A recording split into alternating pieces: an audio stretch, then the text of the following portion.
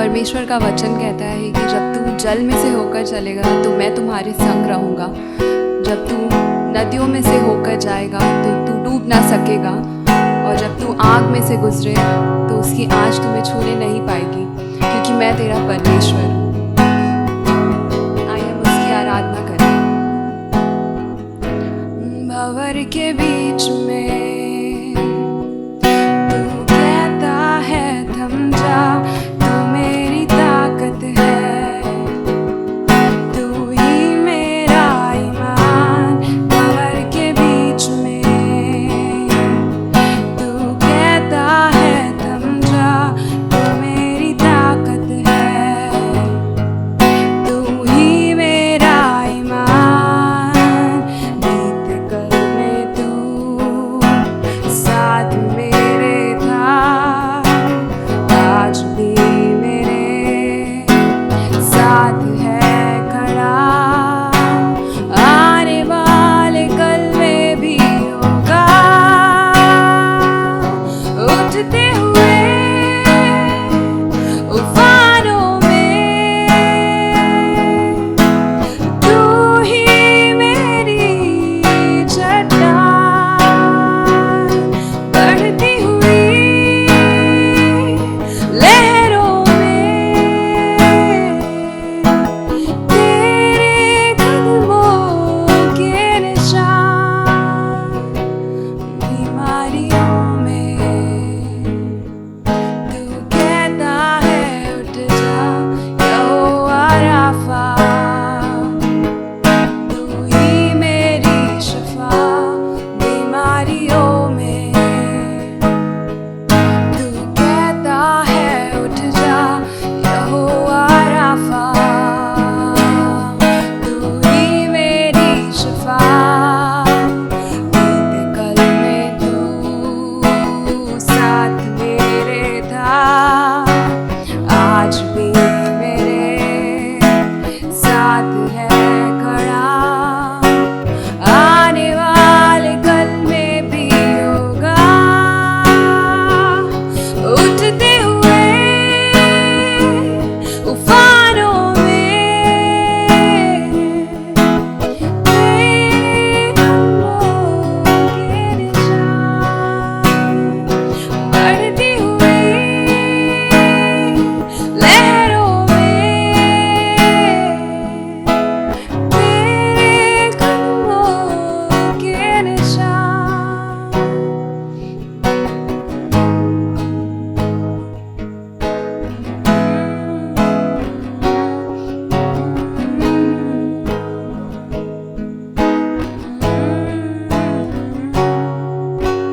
बीते कल में तू साथ मेरे था, आज भी मेरे साथ है खड़ा, आने वाले कल में भी होगा।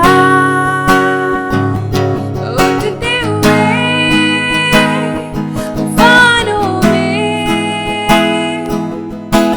तेरे कदमों के निशान, बढ़ती हुई लहरों में तेरे कदमों के निशान। मेरे प्रियो, प्रभु यीशु मसीह के नाम में मैं आप सबों का स्वागत कर रहा हूँ। हर कोई जो आज के इस कार्यक्रम से जुड़े हैं, ये मेरी दुआ है कि परमेश्वर आज आपकी आत्मिक आंखें खोले और परमेश्वर के वचन के द्वारा जो है वो हमारी अगुवाई करे।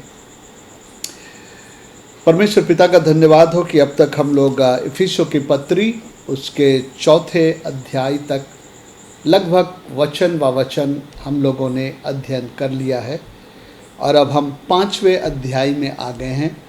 और आज हम लोग 5वें अध्याय के 1 और 2 पद पर हम लोग आज मनन करेंगे। इफिसियों की पत्री उसका 5 अध्याय उसका 1 और 2 पद। आइए हम लोग इस वचन को हम लोग पढ़ें। इफिसी 5 अध्याय उसका 1 पद। इसलिए प्रिय बालकों के समान परमेश्वर का अनुकरण करो और प्रेम में चलो, जैसा मसीह ने भी तुमसे प्रेम किया और हमारे लिए अपने आप को सुखदायक सुगंध के लिए परमेश्वर के आगे भेंट करके बलिदान कर दिया। हिंदी का अनुवाद जब हम पढ़ते हैं तो उसमें लिखा है, प्रिय बालकों के समान परमेश्वर का अनुकरण करो। परमेश्वर का अनुकरण करो का मतलब क्या है? इसका मतलब ये है, जो परमेश्वर करता है, जो परमेश्वर सोचता है, जो परमेश्वर करता है, वैसा ही तुम भी करो। यहाँ पर अनुसरण करने का मतलब, कभी कभी ऐसा लगता है कि मैं उसका अनुसरण करता हूँ और उसके पीछे चलता हूँ, उसकी बातों के अनुसार करता हूँ। सो यहाँ पर परमेश्वर का अनुकरण करो प्रिय बालकों के समान। यहाँ पर किसी किसी अनुवाद में बी ई there for follower of God लिखा है, लेकिन वो अनुवाद इतना जो है सटीक नहीं है। लेकिन दूसरे कई अनुवाद हैं जो अंग्रेजी में, वो कहता है be imitators of God. Imitate करना हम लोग सब जानते हैं। कभी कभी हम लोग किसी का इमिटेट करते हैं कि वो कैसा बोलता है या कैसा चलता है या किस तरह की आवाज़ में वो बातें करता है, किस तरह के जो एक्सेंट में बातें करता है। कई बार हम लोग लोगों को इमिटेट करते हैं। यहाँ पर परमेश्वर का स्मरण करने का मतलब है परमेश्वर को इमिटेट करना। Do what God does. परमेश्वर जो करता है तुम वही करो। सो मेरे प्रियो, ये अध्याय का ये पहला 1 और 2 वचन जो है हमसे कह रहा है कि प्रिय बालकों के समान, यानी कि प्रभु में जो उसके संतान हैं, बच्चे हैं, उनके समान अब तुम अपने प्रभु का अनुकरण करो। प्रभु का अनुकरण करो। जब हम लोग 4थे अध्याय को पढ़े थे तो हम लोग यहाँ पर देखते हैं 4था अध्याय का 17 पद से कि हम लोग एक अलग प्रकार की ज़िंदगी जी रहे थे। हमारी बुद्धि अंधेरी हो गई थी और हम हर प्रकार के सुन्न होकर लुचपन में लग गए थे कि गंदे काम लालसा से किया करे। हमारा जीना, हमारा सोचना, हमारा काम करने का एक अलग ही तौर तरीका था। लेकिन अब ये बतला रहा है कि हम जब उनके संतान बन गए हैं तो बोलता है प्रिय बालकों के समान अपने परमेश्वर का अनुकरण करो। अब हमको परमेश्वर का अनुकरण करना है, यानी परमेश्वर जैसा करता वैसा हमें करना है। अंग्रेजी का शब्द बड़ा सटीक है, बी इमिटेटर्स ऑफ गॉड, मतलब इमिटेट करना, जैसा वो करेगा वैसा हम करें। ओके। जब हम लोग छोटे थे तो हमें ड्रिल करना नहीं आता था, तो इसलिए हमको स्कूल में एक फ्रंट लाइन में एक लड़का खड़ा रहता था जो पूरे ड्रिल को जानता था और वो सारे ड्रिल को एक्ट करता था। जब वो हाथ सामने करे तो हम लोगों को भी हाथ सामने करना पड़ता था। जब वो हाथ ऊपर करे तो हम लोग भी हाथ ऊपर कर देते थे। जब वो अपने हाथ को दाहिने इस तरह से फैलाता, हम इस तरह से कर लेते। जब वो नीचे गिराता तो हम उसे गिरा देते थे। सो हम लोग इमिटेट करते थे एक लीडर को। मेरे प्रियो, यही है मतलब। इसलिए प्रिय बालकों के समान परमेश्वर का अनुकरण करें। अब हम जिसका संतान बन गए हैं, जिसे हम ग्रहण कर लिए हैं, मेरे प्रियो, अब हमें उसका अनुसरण करना, उसका नकल करना है। यानी कि एक दिखावे के तौर पे नहीं, लेकिन दिल की गहराई से वो जैसा है वैसा हम भी करें, वैसा हम भी बने। ये है उद्देश्य। वचन में लिखा है, इसलिए प्रिय बालकों के समान परमेश्वर का अनुकरण करो। मेरे प्रियो, क्या आपने परमेश्वर को देखा है? क्या परमेश्वर को आपने कुछ करते देखा है? क्या उसको जाना है कि आप उसको इमिटेट करें? मेरे प्रियो, बाइबल बताती है कि परमेश्वर को किसी ने नहीं देखा, लेकिन फिर भी उसने अपने आप को प्रकट किया है अपने पुत्र में। आइए हम लोग यूहन्ना की किताब में पढ़ते हैं। अब हम कैसे परमेश्वर का अनुसरण करें? आप जिसको देखेंगे उसी का तो अनुसरण करेंगे, उसी को आप फॉलो करेंगे, उसी का आप नकल करेंगे। लेकिन जिसे आपने नहीं देखा, आप कैसे उसको आप जो है नकल करेंगे या आप उसका अनुसरण करेंगे?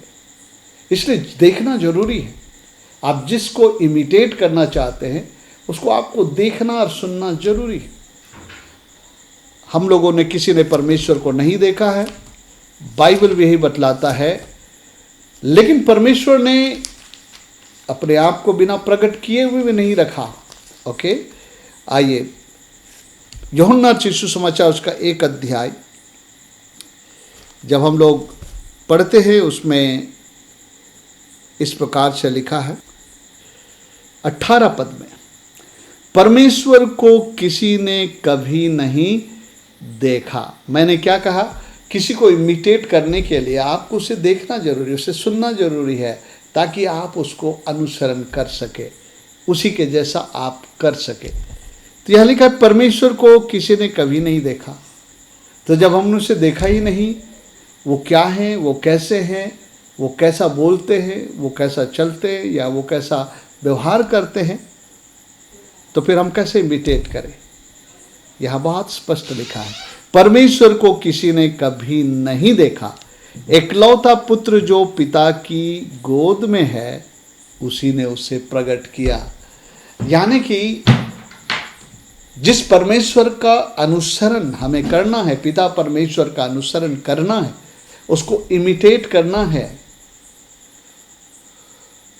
हम में से हर कोई को उसके विषय में पता है, और वो है यीशु मसीह। यीशु मसीह ने पिता को प्रकट किया है। बल्कि यूहन्ना 14 अध्याय उसके 9 पद में हम पढ़ते हैं कि यहाँ पर क्या कह रहा है। आइए हम लोग पढ़ते हैं। ओके, 8 पद से पढ़ते हैं। यूहन्ना 14 अध्याय 8 पद से, फिलिप्पुस ने उससे कहा, हे प्रभु, पिता को हमें दिखा दे, यही हमारे लिए बहुत है। यीशु ने उससे कहा, हे फिलिप्पुस, मैं इतने दिन से तुम्हारे साथ हूँ, और क्या तू मुझे नहीं जानता? जिसने मुझे देखा है उसने पिता को देखा है। तो क्यों कहता है कि पिता को हमें दिखा दे? जिसने मुझे देखा है उसने पिता को देखा है। इफिसियों की पत्री कहता है कि प्रिय बालकों के नाई परमेश्वर का अनुकरण करो, और परमेश्वर को यीशु मसीह ने प्रकट किया। जो पहले चेले थे वो लोग यीशु मसीह को बिल्कुल सामने से देखे, उसके साथ चले फिरे, उनसे बातें किया, उनको सुना, और फिर वो यीशु मसीह को इमिटेट किए, यीशु मसीह का अनुसरण किया। इसलिए उन्हें मसीह कहा गया। हर कुछ मसीह का उसमें दिखाई देता था, इसलिए जो है उनको मसीही कहकर संबोधित किया गया।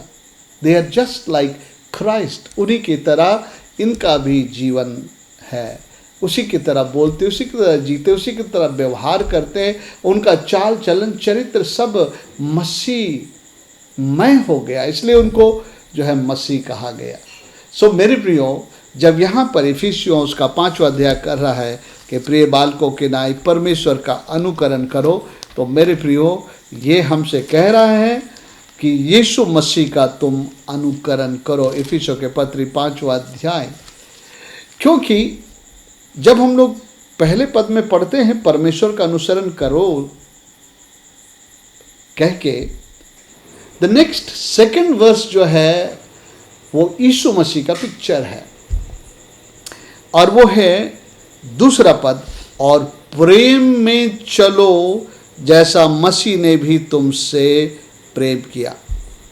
अगर आप देखेंगे तो एक्चुअली यीशु मसीह पिता को प्रकट कर रहा है, परमेश्वर जिसका अनुसरण करने के लिए हमें कहा गया है, ये यीशु मसीह उसको प्रकट कर रहा है। क्योंकि बाइबल बताता है पहला यूहन्ना में, जब हम लोग देख रहे हैं पहला यूहन्ना उसका 4 अध्याय और उसका 7 पद में इस प्रकार से लिखा है कि परमेश्वर प्रेम है।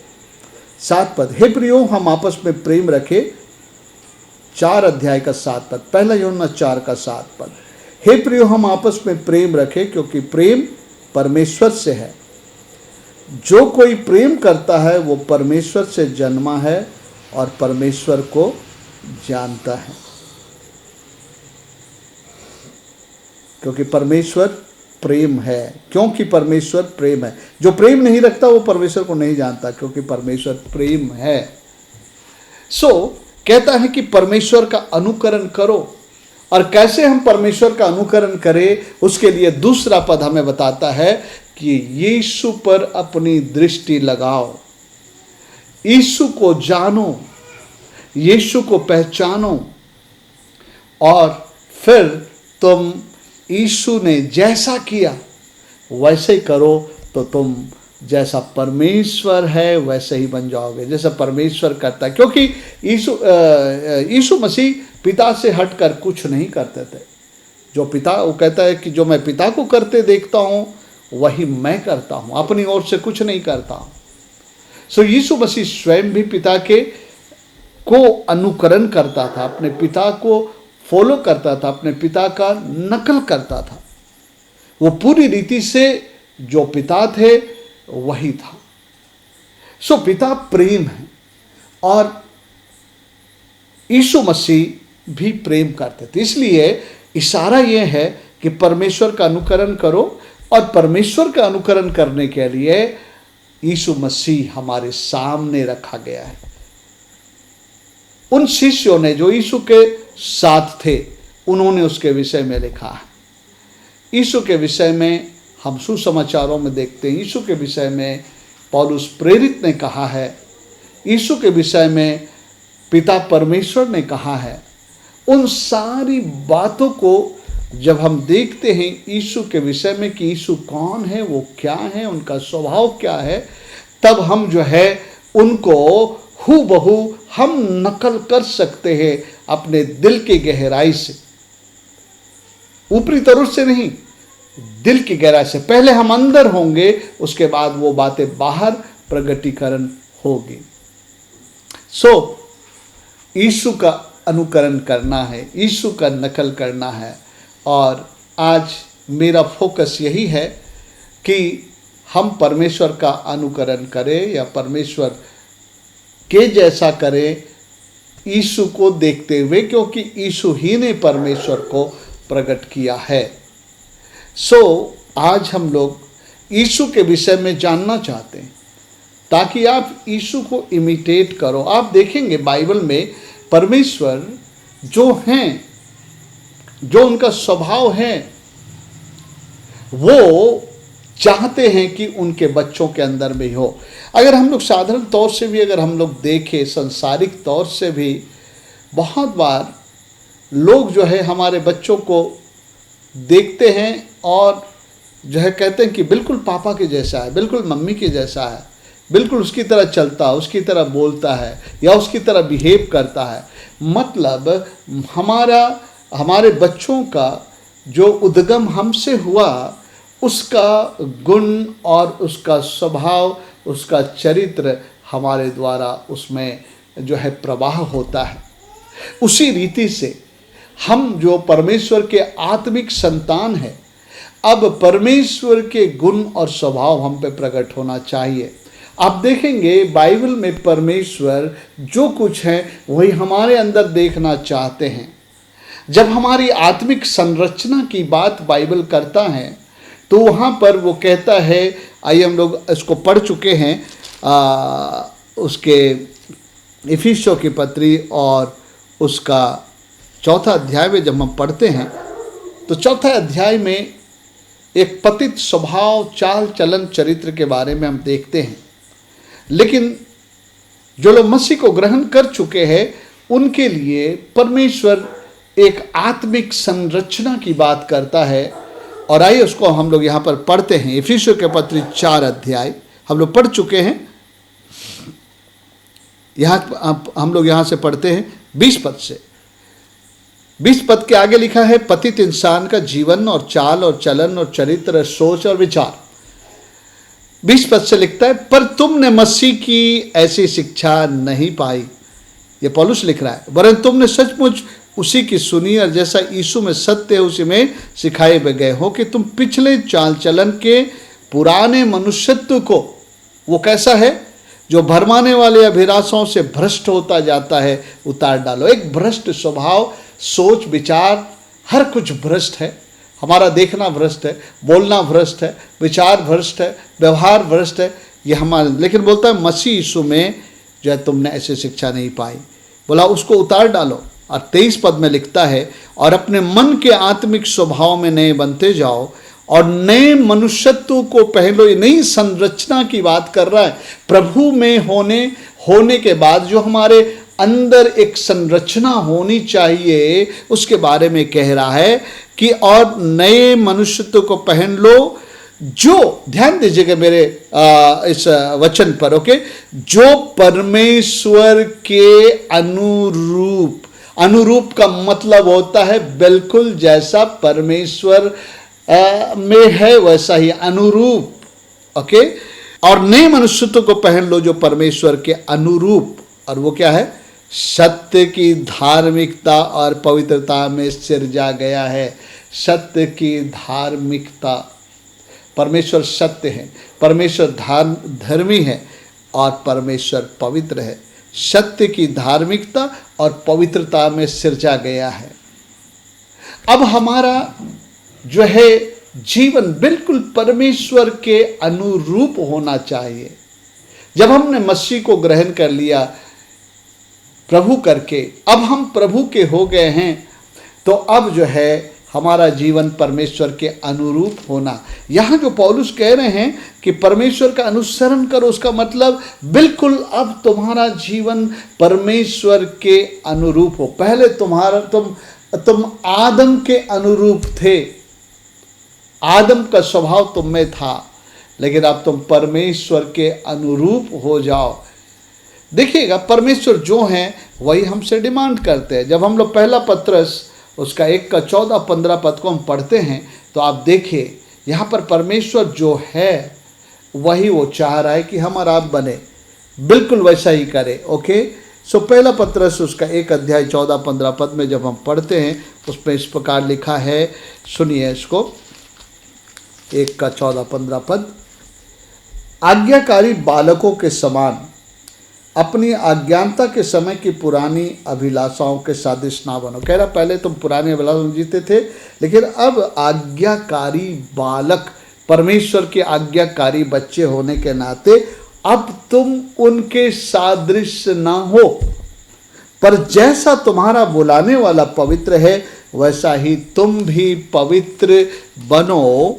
अपने सारे चाल चलन में पवित्र बनो, क्योंकि लिखा है पवित्र बनो क्योंकि मैं पवित्र हूँ। परमेश्वर का अनुकरण का अर्थ ये है, परमेश्वर जो हैं वो वही हम भी करें, परमेश्वर का अनुकरण करें, परमेश्वर को इमिटेट करें।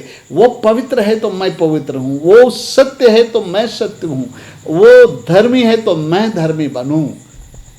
मेरे प्रियो, ये है परमेश्वर का अनुकरण करना। और परमेश्वर का अनुकरण करना हमें यीशु में जो दिखाई देता है उसी को जब हम धारण करते हैं, उसी को जब हम जब क्रिया रूप में हम उसको जीते हैं, तो एक्चुअली हम लोग परमेश्वर का अनुकरण कर रहे हैं। लेकिन अगर वो बातें जो यीशु मसीह के जीवन में देखा गया, जिसने पिता को प्रकट किया, अगर उसकी बातें अगर हमारे जीवन में नहीं है तो हम परमेश्वर का अनुकरण नहीं कर रहे, हम धोखे में हैं। हमको लग रहा है कि हम प्रभु यीशु मसीह के अनुयायी हैं या पिता परमेश्वर के का अनुकरण करने वाले हैं, लेकिन वास्तविकता में हम जो है परमेश्वर के जो है अनुसरण करने वाला नहीं हुए। याद रखिए, वही लोग परमेश्वर के राज्य के भागीदार होंगे जो परमेश्वर का अनुकरण करते हैं।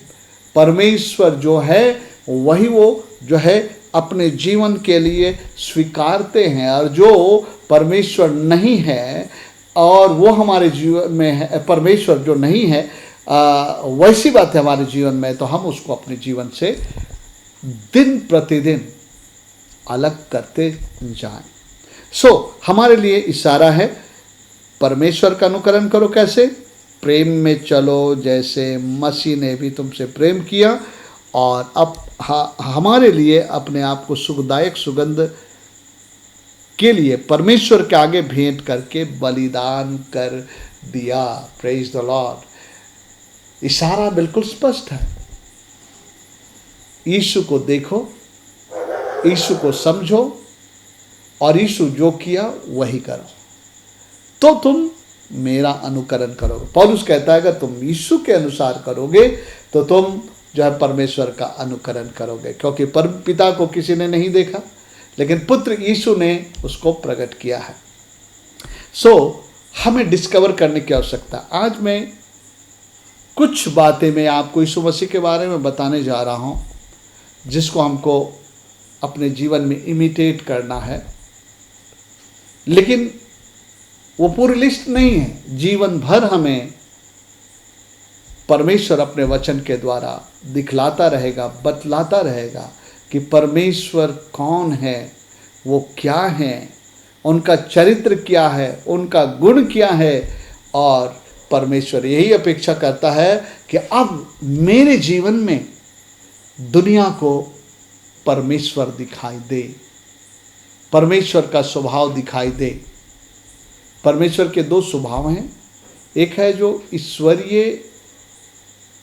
ईश्वरत्व के गुण और स्वभाव, जिसमें परमेश्वर सर्वशक्तिमान है, सर्वज्ञानी है, सर्वत्र उपस्थित है, ये सब गुण आता है, वो केवल परमेश्वर के लिए है। लेकिन जो परमेश्वर के अंदर में जो दूसरे गुण हैं, जिसको परमेश्वर के चारित्रिक गुण कहते हैं, उन गुणों को हमारे जीवन में ट्रांसफ़र किया जा सकता। वो गुण हमारे जीवन में स्थानांतरित होते हैं जब हम परमेश्वर के साथ रिश्ते में आते हैं, परमेश्वर के बातों को समझते हैं, उनको लेने लगते हैं, तो वो ईश्वरीय स्वभाव और गुण हमारे जीवन में आने लगते हैं। मेरे प्रियो, प्रभु को जीवन देने के बाद हमारे जीवन के अंतिम श्वास तक इसी प्रक्रिया में हमें जीने की आवश्यकता है। बड़े लगन से अपने प्रभु को जानकर समझकर उनके स्वभाव, चरित्र और गुणों को धारण करते जाना है। जब आप पहला पत्रस 2:9 को पढ़ते हैं तो उसमें लिखा है कि तुम एक चुना हुआ वंश, राजपदधारी, याजकों का समाज और परमेश्वर के निज प्रजा हो, परमेश्वर के पवित्र प्रजा हो, निज प्रजा हो, जिसने तुम्हें अंधकार में से ज्योति में बुलाया है, उसके गुणों को प्रकट करो। जिसने तुम्हें बुलाया है उसके गुणों को प्रकट करो। Let the world see the nature of your God. अपने परमेश्वर के स्वभाव और गुणों को परमेश्वर चाहता है कि हम लोग अपने जीवन से हम लोग प्रतिबिंबित करें। लोग हमारे द्वारा उस परमेश्वर को जानने लगे। तो मेरे प्रियो, आइए हम लोग यीशु मसीह के बारे में हम लोग देखते हैं और यीशु मसीह से सीखते हैं कि परमेश्वर कौन है, परमेश्वर क्या है, परमेश्वर का स्वभाव क्या है, परमेश्वर का गुण क्या है। आज हम लोग कुछ एक बातों को यीशु के जीवन से डिस्कवर करेंगे और फिर यीशु के उन बातों को हम अपने जीवन में लेंगे ताकि हम लोग पिता परमेश्वर का अनुकरण करें, क्योंकि यीशु ही पिता परमेश्वर को प्रकट किए हैं। और यीशु जो भी हैं, जो कुछ करते हैं, वो सब कुछ वो बिल्कुल पिता के अनुरूप करते हैं। और हम लोग भी प्रिय बालकों की नाई अब हम और आप भी यीशु मसीह के अनुरूप बने, ताकि हम लोग परमेश्वर के अनुकरण करने वाले बने और हम धोखा नहीं खाएं, हम अपने जीवन में बहुत ही अच्छी रीति से अपने प्रभु के का अनुकरण कर सकें। सो आइए हम लोग कुछ बातों को देखेंगे प्रभु यीशु मसीह के बारे में, और जो है प्रभु यीशु मसीह के वो गुण परमेश्वर के गुण हैं, और हम उसको धारण कर लें और हम उसमें चलें। जब हम लोग उन गुणों को अध्ययन करेंगे ना, आपको समझ में आएगा कि ये यीशु के ये गुण मेरे जीवन में नहीं है। बहुत सारे गुणों में आपको एहसास हो जाएगा कि मैं यीशु के उन गुण और स्वभाव, चाल चलन और चरित्र में मैं कम पड़ गया हूँ, या मैं I am coming short of those nature of Christ. और हमारा एक ही उद्देश्य होना चाहिए, अब मुझे ये करना है, क्योंकि जब मैं यीशु के उन बातों को लूँगा तभी मैं परमेश्वर का अनुकरण करने वाला बनूंगा।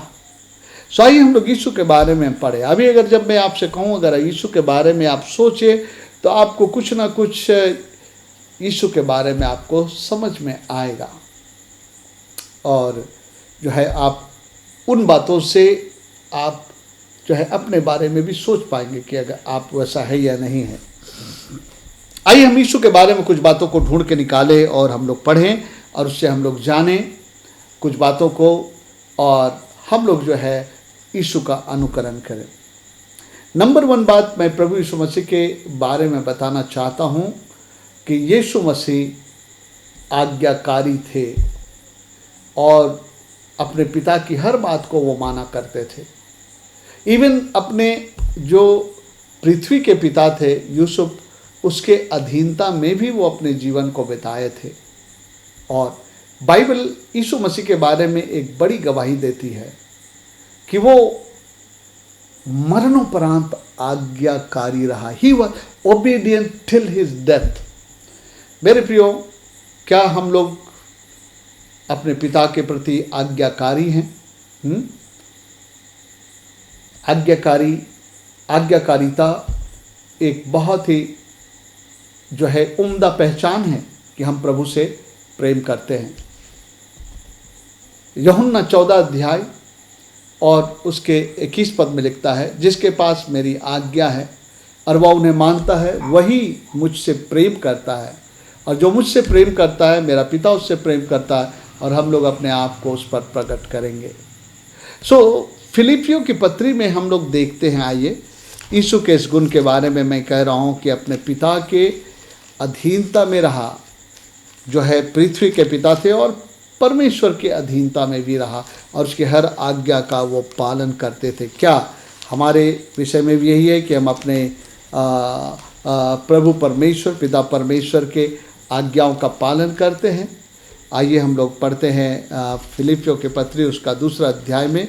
यहाँ कई गुणों के बारे में लिखा है हमारे प्रभु यीशु मसीह के, लेकिन हमने सबसे पहली बात जो दिया, देखिए मसीह को जीवन देने के बाद हमारा जो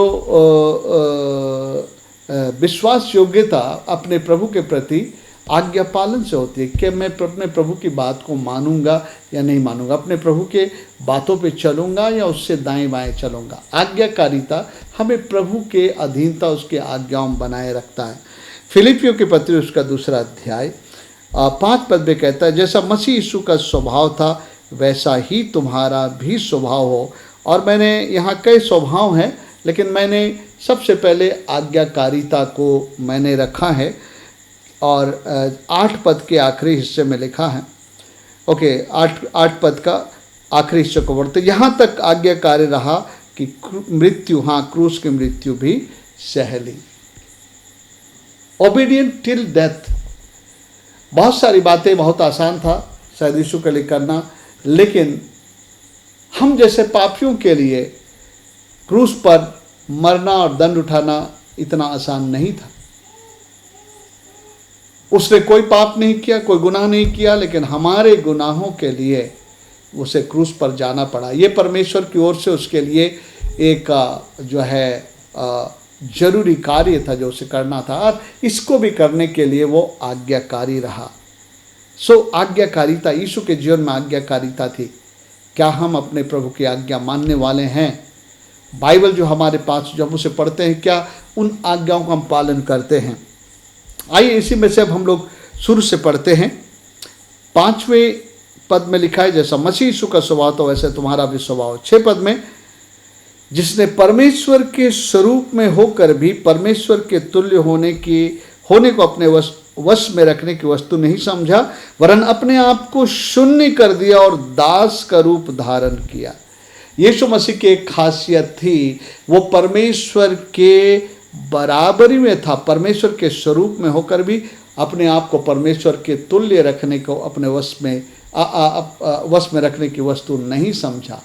पिता, पुत्र और पवित्र आत्मा जो है शुरू से एक रहे और ईश्वरत्व के आधार पर वो सभी बराबरी के दर्जे पर, केवल अधिकार के दर्जे पर पिता सबसे ऊपर है। लेकिन बोलता है उसको अपने वश में रखने की वस्तु नहीं समझा, लेकिन उसने क्या किया? अपने आप को शून्य कर दिया, खाली कर दिया और दास का रूप धारण किया, बिकेम सर्वेंट, और मनुष्य के समानता में हो गया। उसका मतलब उसने अपने आप को खाली कर दिया, अपने आप को शून्य कर दिया। ये बिल्कुल प्राइड के उल्टा है। घमंड हमें अपने विषय में बहुत कुछ जो है कहता है कि आप ये हो, आप वो हो, आप दूसरों से अच्छे हो, आप बहुत ऊंचे ओहदे में पहुंच चुके हो, आपके पास बहुत पैसे, आपके पास बहुत बुद्धि, बहुत ज्ञान है, बाकी लोग कुछ नहीं हैं। मेरे प्रियो, घमंड हमेशा अपने विषय में ऊंचा सोचता है, लेकिन यीशु मसीह अगर घमंड करना चाहते तो कर सकते थे, क्योंकि वो परमेश्वर के स्वरूप और बराबरी में थे। लेकिन उसने अपने आप को शून्य कर दिया, अपने आप को खाली कर दिया और दास का रूप धारण किया। यीशु मसीह में कोई घमंड नहीं था, उसने अपने आप को शून्य कर दिया। वो जो कुछ थे उससे उसने अपने आप को शून्य कर दिया, बल्कि मनुष्य के समानता में बन गया और जो है वो जो है दास का रूप धारण किया। मेरे प्रियो, दास बनना इतना आसान नहीं है ना। हमारे पास ज़्यादा ये इच्छा रहती कि दूसरे लोग मेरी सेवा करें, दूसरे लोग, मैं बैठूं और सारे लोग मेरी सेवा करें। लेकिन आपको पता है यीशु मसीह ने क्या कहा? उसने कहा कि मैं इसलिए नहीं आया हूं कि मेरी सेवा टहल की जाए, बल्कि मैं सेवा करने के लिए आया। I have not come to be served but I have come to serve. मेरे प्रिय, ये दासपन यीशु मसीह के जीवन में था। ये अगर हम अपने जीवन में लेते हैं तो मेरे प्रियो, हम परमेश्वर का अनुकरण कर रहे हैं, क्योंकि ये स्वभाव परमेश्वर के पास है। परमेश्वर में कोई घमंड नहीं है, परमेश्वर में कोई जो है परमेश्वर स्वयं जो है नम्र और दीन है। मैं आपको बताऊंगा, मनुष्य के लिए वो काम करता है, परमेश्वर मनुष्य के लिए काम करता है। और हर कोई काम करने वाले जो किसी के लिए काम करते हैं, वो उसके लिए एक अपने आप को दास के रूप में प्रकट करते हैं। आप सरप्राइज होंगे कि परमेश्वर भी हमारे लिए काम करता। हम किसी के लिए काम करते हैं, हम लोग उनके दास हो सकते हैं, उनके सेवक हो सकते हैं। परमेश्वर भी नम्र और दीन है। यीशु मसीह ने इसी बात का जो है एक एहसास दिया कि उसने अपने आप को शून्य कर दिया, उसने अपने आप को जो है नम्र कर दिया और दास का रूप धारण किया और अपने शिष्यों का पांव धोया और उसे सिखलाया। जो तुम्हारे बीच में प्रधान होना चाहते हैं वो जो है दास बने। हम लोग जानते हैं, इन वचनों को मैं नहीं निकाल रहा हूँ, मत्ती समाचार यूहन्ना, आप जो सुसमाचार में इसको देख सकते हैं। जो तुम्हारे बीच में बड़ा होना चाहता है वो अपने आप को छोटा करे, अपने आप को दास का रूप धारण करे। सो मेरे प्रियो, क्या ये एटीट्यूड हमारे अंदर में है? क्या ये बात हमने यीशु मसीह से सीखा है? मेरे प्रियो, जब यीशु मसीह दास बन सकते हैं तो हम भी दास बन सकते हैं। दास दूसरे के लिए काम करता है। आइए मैं आपको एक वचन दिखाता हूँ कि परमेश्वर, पिता परमेश्वर भी अपने बाट जोहने वालों के लिए काम करता है। मैं उस वचन को ढूंढ लेता हूँ और मैं आपके लिए पढ़ना चाहता हूँ। जो लोग परमेश्वर की बाट जोहते हैं उसके लिए वो काम करता है। ओके, आइए मैं पढ़ रहा हूँ उस वचन को। यशायाह की किताब और 64 अध्याय उसका 4 पद। मैं भी यीशु मसीह के बारे में नहीं कह रहा हूँ, मैं पिता परमेश्वर के बारे में कर रहा हूँ, क्योंकि यीशु मसीह पिता परमेश्वर को प्रकट कर रहे हैं। और यहाँ पर लिखा है 4 पद में, क्योंकि प्राचीन काल ही से तुझे छोड़ कोई और ऐसा परमेश्वर ना तो कभी देखा गया और न कान से उसकी चर्चा सुनी गई, जो अपने बाट जोहने वालों के लिए काम करे, अपने बाट जोहने वालों के लिए काम करे। मेरे प्रियो, परमेश्वर सर्वोच्च है, लेकिन जब जरूरत पड़ता है परमेश्वर हमारे लिए काम करते हैं। हमारे लिए कोई काम करता है तो एक प्रकार से वो हमारा सेवक बनता है। परमेश्वर जो सर्वोच्च है उसके बारे में बाइबल बताना है, वो हमारे लिए काम करते हैं। यीशु मसीह ने भी दास का रूप धारण किया। क्या आपके अंदर में दासपन है? या आप कहीं भी जाते हैं कोई ऐसे माहौल में जहाँ बहुत सारे लोग इकट्ठे हैं, बहुत सारा काम पड़ा रहता है, लोग करते हैं, और आप यही देखते हैं कि सारे लोग काम करे, मैं एक कुर्सी लगा के बैठ जाऊं और या तो मैं ऑर्डर करूं और सब लोग करें। प्रभु यीशु मसीह ने दास का रूप धारण किया और शिष्यों से कहा कि तुम भी अगर गुरु होकर मैं दास बनता हूं तो तुमको भी दास बनना चाहिए। ये तो अपने आप को कम करने के लिए, अपने आप को शून्य करने को दिखलाता, अपने आप को दीन करने के लिए दिखलाता है। मत्ती रचित सुसमाचार में हम लोग देखते हैं कि यीशु मसीह अपने विषय में कहते हैं, मुझसे सीखो। मत्ती रचित सुसमाचार उसका 11 अध्याय और उसका 29 पद में हम लोग देखते हैं यीशु मसीह क्या कह रहे हैं। 11 अध्याय उसका 29 पद, आइए हम लोग पढ़ते हैं। मत्ती रचित सुसमाचार 11 अध्याय और उसका 29 पद, मेरा जुआ अपने ऊपर उठा लो और मुझसे सीखो, क्योंकि मैं नम्र और मन में दीन हूँ।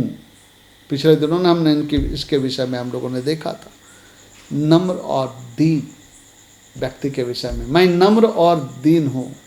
मेरे प्रियो, ये बहुत लोग सोचते हैं नम्र और दीन होना एक बड़ी कमजोरी वाली स्थिति है। नहीं मेरे प्रियो, परमेश्वर की दृष्टि में ये जो है सचमुच में बहुत बड़ा गुण है, बहुत उम्दा चरित्र है, नम्रता और दीनता। मेरे प्रियो, क्या हम लोग नम्र और दीन हैं यीशु की तरह? यीशु गाली सुनकर के गाली नहीं देता था, बल्कि अपने आप को प्रभु के हाथ में सौंपता था। पहला पत्रस 2 अध्याय में हम लोग देखेंगे, कई बार हम लोग आग बबूला हो जाते हैं। अगर कोई हमारे विषय में कुछ कहता है तो हम भी पलट कर उससे बहुत कुछ कहते हैं, और कभी कभी हम लोग जो है उन लोगों से उलझ पड़ते हैं। लेकिन यीशु के बारे में देखिए, सुनिए यीशु के बारे में। पहला पत्रस उसका 2 अध्याय में पढ़ता हूँ, 22 पद से पढ़ता हूँ। ना तो उसने पाप किया, ना उसके मुंह से छल की कोई बात निकली। 23 पद कहता है, वह गाली सुनकर गाली नहीं देता था, दुख उठाकर किसी को भी धमकी नहीं देता था, पर अपने आप को सच्चे न्यायी के हाथ में सौंपता था। देखिए आज के संसार में कि अगर लोग गाली सुन के चुप रह जाए तो ऐसे लोगों को लोग कहते कि अरे कैसा व्यक्ति, इनको गाली देकर चला गया, इसने कुछ नहीं किया। मेरे प्रियो, ये संसार की सोच है, परमेश्वर का सोच है। गाली देने वालों को गाली मत दो, श्राप देने वालों को श्राप मत दो, लेकिन आशीष ही दो। यीशु मसीह के बारे में लिखा, वो गाली सुनकर गाली नहीं देता था और जो है दुख उठाकर किसी को धमकी नहीं देता था। यह है परमेश्वर का स्वभाव, यह है परमेश्वर जिसका अनुकरण करने के लिए हमको बुलाया गया। यीशु मसीह प्रकट कर रहे हैं उस परमेश्वर को। आज संसार में आप देखेंगे तो आज बहुत जल्दी गाली के बारे गाली और उससे भी बढ़ कर के बातें हो जाती है।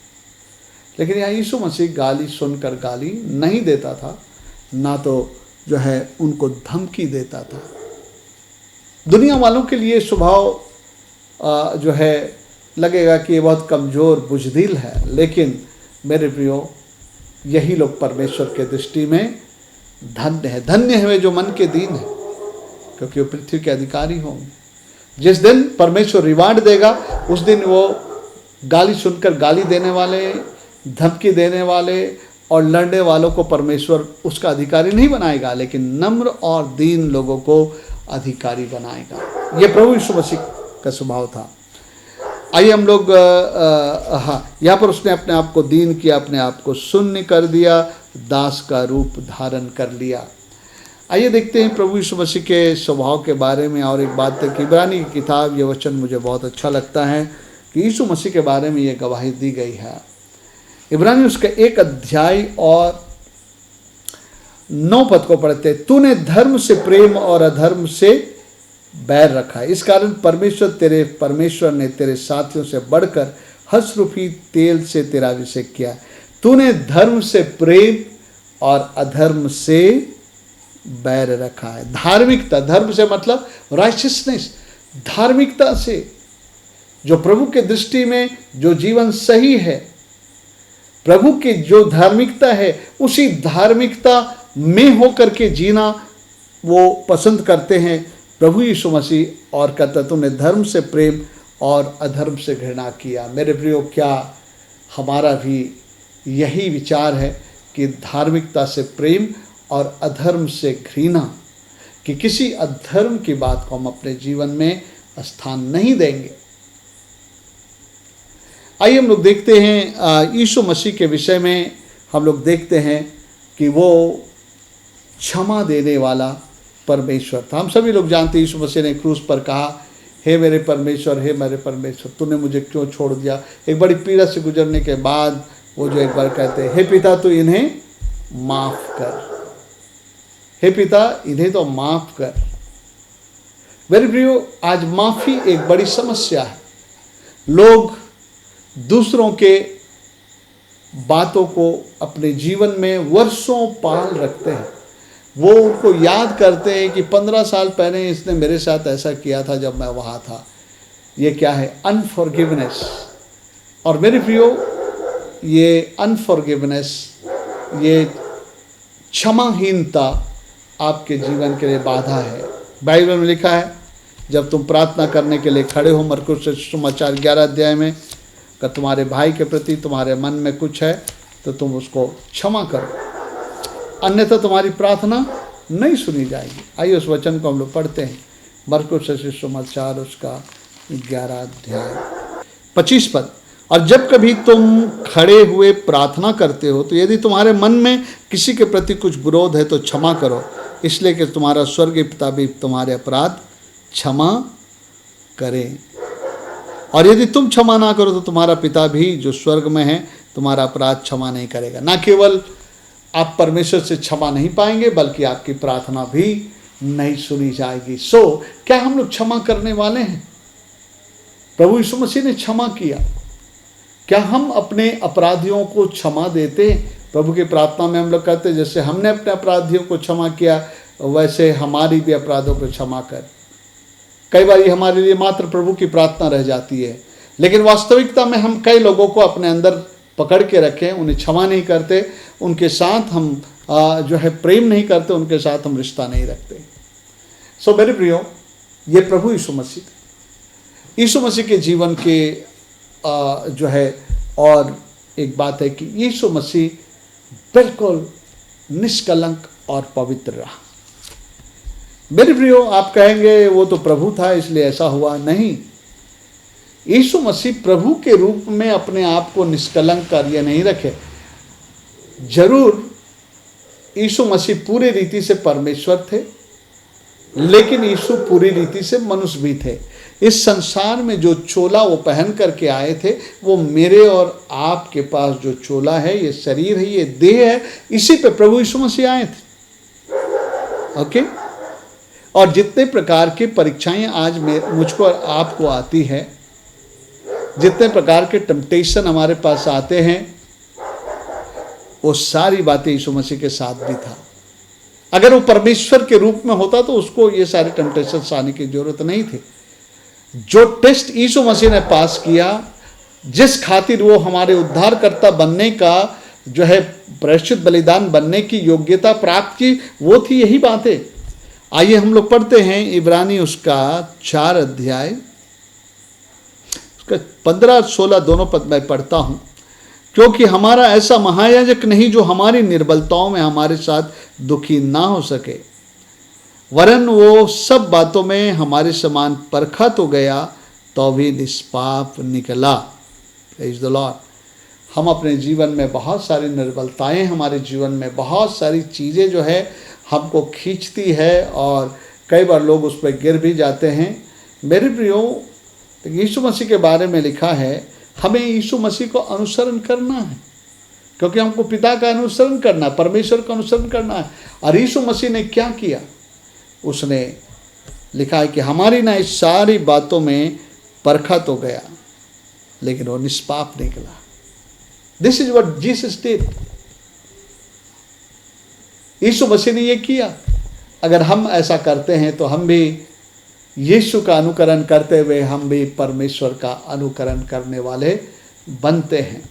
मेरे प्रियो, केवल चर्च जाने, कुछ रीति विधियों को पूरा करने से हम इस परमेश्वर का अनुकरण करने वाले नहीं बन जाते हैं। हमें परमेश्वर को पूरा पूरा नकल करना है, इमिटेट करना है दिल के गहराई से, और वो हमारा लाइफ का रियलिटी बन जाए। बिल्कुल हम वो रहे, क्योंकि बाइबल बताती है कि जो है हम ढोंगीपन करके हम परमेश्वर को धोखा नहीं दे सकते, क्योंकि परमेश्वर हमारे अंदर को देखता है। सो यीशु मसीह जो है वो जो है कि क्षमा करता है, हमें भी क्षमा करना चाहिए।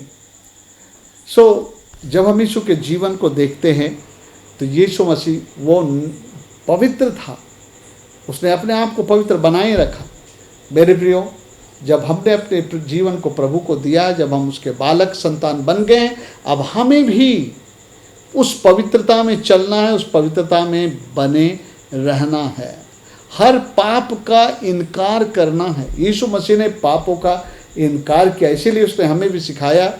लूका 9:23 में, यदि कोई मेरे पीछे आना चाहे, यीशु ने पिता का अनुकरण किया और कहता है यदि कोई मेरे पीछे आना चाहे तो वो अपने आप का इनकार करे और अपना क्रूस उठाकर मेरे पीछे हो ले। लूका 9:23 पद में यह है यीशु मसीह का जो है अनुसरण करना। मेरे प्रियो, यीशु मसीह के बारे में बहुत स्पष्ट लिखता है कि वो पवित्र है। पहला यूहन्ना में जब हम लोग पढ़ते हैं, जो लोग इस बात के अपेक्षा में हैं, आशा में हैं कि जब प्रभु आए तो मैं भी प्रभु के साथ बादलों पर उठा लिया जाऊं, मैं भी परमेश्वर के पास जा रहा हूं, तो उनके लिए क्या बात लिखी है? देखिए यहाँ पर लिखी है, लिखा है पहला यूहन्ना उसका 3 अध्याय और पढ़ता हूँ, मैं 2 पद से पढ़ता हूँ। हे प्रियो, अब हम परमेश्वर की संतान हैं और अभी तक यह प्रकट नहीं हुआ कि हम क्या कुछ होंगे। इतना जानते हैं कि जब वह प्रकट होगा, जब वो बादलों पर प्रकट होगा तो हम उसके समान होंगे, क्योंकि उसको वैसा ही देखेंगे जैसा वो है। ये प्रभु यीशु मसीह में के बादलों पर आने के जो विषय में लिखा है। और तब तीसरे पद में क्या लिखा है? और जो कोई उस पर यह आशा रखता है कि मैं भी यीशु मसीह के साथ बादलों में उठाए जाऊं, वह अपने आप को वैसा ही पवित्र करता है जैसा वह पवित्र है। यानी यीशु मसीह पवित्र है, जैसा पिता पवित्र है वैसा यीशु मसीह पवित्र है। और हम जो पिता का अनुकरण करना चाहते हैं, हम यीशु का अनुकरण करते हुए हम भी पवित्र जीवन जीते हैं। और पवित्र जीवन का 2 पहलू है। एक है सिनलेस प्यूरिटी, पाप रहित पवित्रता, जिसमें हम पाप को छोड़ देते, पाप का इनकार करते हैं। और दूसरा है पवित्र परमेश्वर के स्वभाव को धारण करते हैं। तो मेरे प्रियो, जब आप देखते हैं यीशु मसीह के विषय में, तो ये बात हमको दिखाई। यीशु मसीह तरस खाने वाला और दया करने वाला था।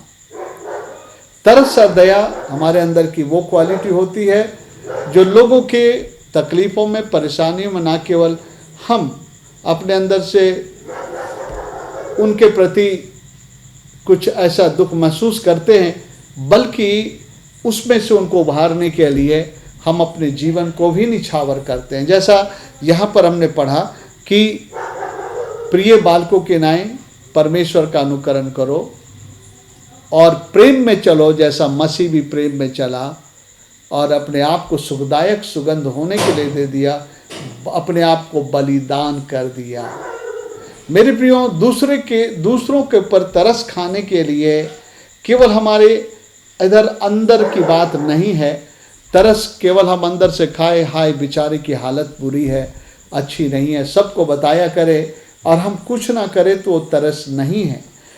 सच्ची तरस और दया ये है कि आप दूसरे के लिए आपकी जो हैसियत है, आप उसके द्वारा उसको वहाँ से उभारने की कोशिश करें। इसके लिए आपको अपने कुछ चीज़ों को जो है सेक्रीफाइस भी करना पड़ सकता है, आपको अपना समय भी सेक्रीफाइस करना पड़ सकता है, आपको पैसे भी सेक्रीफाइस करना पड़ सकता है, कि कुछ वस्तुओं को सेक्रीफाइस करना पड़ सकता है, क्योंकि आप तरस खा रहे हैं। यीशु मसीह ने तो अपने आप को ही दे दिया, हम पर इतना तरस खाया कि उन्होंने अपने आप को बलिदान करके चढ़ा दिया। क्योंकि यीशु मसीह जो हम पर तरस खाया था कि ये लोग ऐसे भीड़ हैं जिसका कोई रखवाला नहीं है और ये लोग विनाश के लिए जा रहे हैं, केवल उसने तरस नहीं खाया, लेकिन हमको उसमें से उबारने के लिए अपना बलिदान दिया, ताकि उसी के बलिदान के द्वारा हमारा उद्धार हो सकता था, हमारा छुटकारा हो सकता था। सो मेरे प्रियो, जब हम लोग प्रभु यीशु मसीह के बारे में पढ़ते हैं और प्रभु यीशु मसीह को देखते हैं, समझते हैं, तो हम पिता कौन है, पिता क्या है, वो समझने लगेंगे और तब हम उसका अनुकरण करने पाएंगे। हम जब यीशु को देखते हैं तो पिता को देखते हैं, यूहन्ना ने कहा। सो आइए अब से हम लोग जब भी बाइबल को पढ़ें, हम लोग प्रभु से प्रार्थना करें कि प्रभु तू हमें दर्शा, यीशु मसीह को प्रकट कर, इस वचन में यीशु को प्रकट कर। पुराने नियम से लेके, व्यवस्था से लेके, भजन से लेकर के, नए नियम से लेकर के, ये सारी जगह आपको प्रभु यीशु मसीह के विषय में जानने को मिलेगा। और जब हम उनको जानते हैं, यीशु मसीह कौन है, क्या है और वो उसका स्वभाव क्या है, तो मेरे प्रियो हम उसको धारण करें। और जब हम उसको धारण करते हैं और उसके अनुसार हम मसीह की तरह बनते हैं।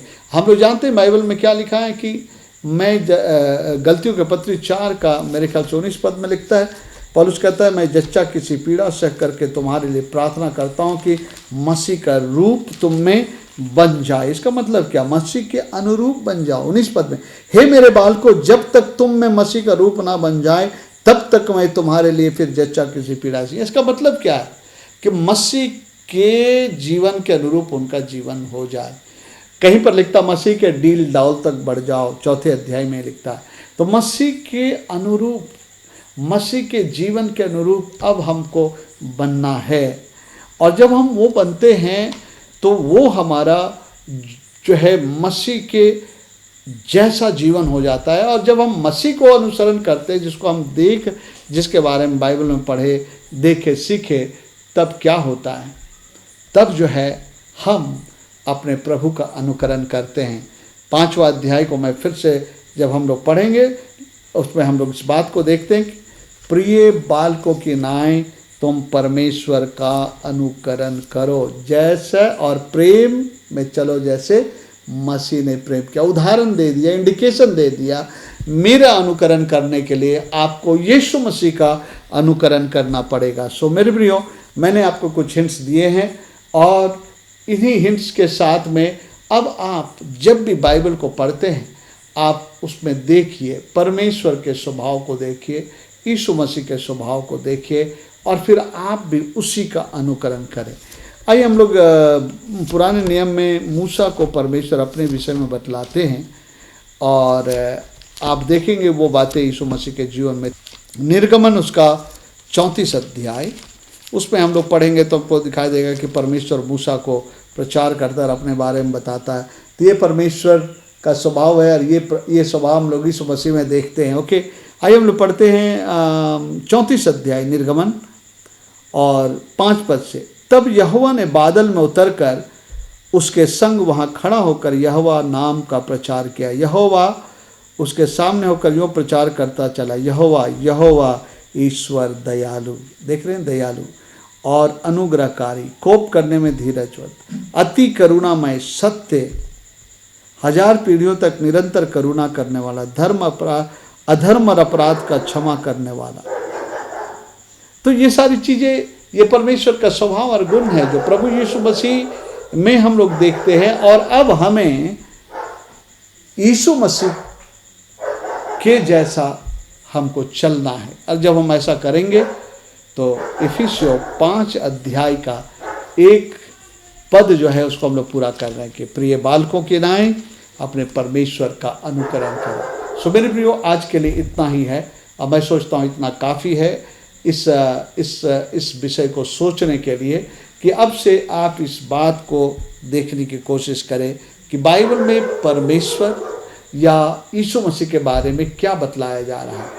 और जो परमेश्वर हैं, जो सोचते हैं, जो करते हैं, वही हमें करना। आपको पता है परमेश्वर ने कहा कि मेरे विचार और तुम्हारे विचार में ज़मीन आसमान का फ़र्क है। सो हमें अपने विचार को परमेश्वर का विचार बनाना है। सो ये बाइबल को जब हम प्रार्थना पूर्वक पढ़ेंगे तो हमें पवित्र आत्मा प्रकट करेगा हमारा परमेश्वर कौन है, क्या है, यीशु मसीह कौन है, वो क्या है, पवित्र आत्मा कौन है, क्या है, वो सारी बातें जो है हमको अपने परमेश्वर का अनुसरण करने के लिए मदद करेगा। मेरे प्रियो, आइए हम अपने जीवन में निर्णय लें कि मैं अपने प्रभु का अनुकरण करूँगा। I will imitate my God. मेरे प्रभु जो कुछ हैं वही मैं करूँगा, मेरे प्रभु के जैसा ही मैं बनूँगा। और मेरे प्रियो, जब हम ऐसा करते हैं तो दिन प्रतिदिन हम बदलते जाते हैं और परमेश्वर जो सिद्ध हैं उसकी सिद्धता की ओर हम लगातार बढ़ते चले जाते हैं। और जिस दिन हम यीशु मसीह को देखेंगे उस दिन बिल्कुल उसके जैसा हो जाएंगे। अभी तो कुछ त्रुटियां हैं जो दिखाई देती है, हम कोशिश करते हैं, सुधार भी लेते हैं, फिर कोई दूसरी नहीं दिखाई देती उसको सुधारते हैं। लेकिन जिस दिन हम लोग यीशु मसीह को देखेंगे बिल्कुल उसके जैसा हो जाएंगे। लेकिन ये कार्य हमें प्रत्येक दिन ध्यान में रखना है। मेरे प्रभु के जैसा मुझे चलना है, मेरे मसीह के जैसा मुझे चलना है। सो परमेश्वर इस वचन पर आशीष दे। आइए हम लोग प्रार्थना करें। प्यारे पिता परमेश्वर, हम आपका धन्यवाद देते हैं। इफिसियों 5 अध्याय 1 और 2 पद में आज आपने हम सबों की मदद की कि हम लोग देखें कि उसका अर्थ क्या है कि हे प्रिय बालकों के नाई तुम परमेश्वर का अनुकरण करो। उसका क्या अर्थ है आपने समझाया और आपने हमें बहुत अच्छी समझ दी है कि हम जो है यीशु को देखें, यीशु को जाने और यीशु के जैसा बने। तब हम प्रभु यीशु पिता परमेश्वर के अनुयायी अनुकरण करने वाले बन सकेंगे। सो मैं प्रार्थना करता हूँ हर व्यक्ति को प्रभु तो ऐसी अनुग्रह दे कि हम सभी लोग तेरा अनुकरण करने वाला बन जाएं और आपकी महिमा कर सके। ये प्रार्थना यीशु मसीह के नाम में मांगता हूँ, सुनिए और दया से ग्रहण करिए प्रभु जी। आमीन आमीन। प्रभु आप सबों को आशीष दे।